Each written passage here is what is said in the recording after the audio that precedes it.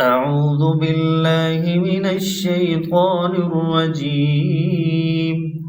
بسم الله الرحمن الرحيم.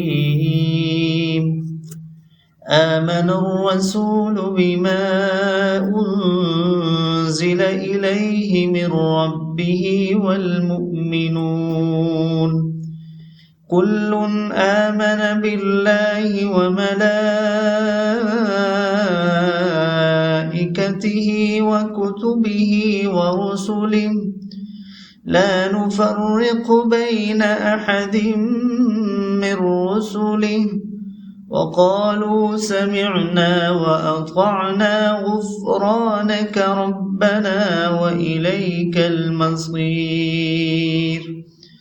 لا يكلف الله نفسا إلا وسعها لها ما كسبت وعليها ما اكتسبت.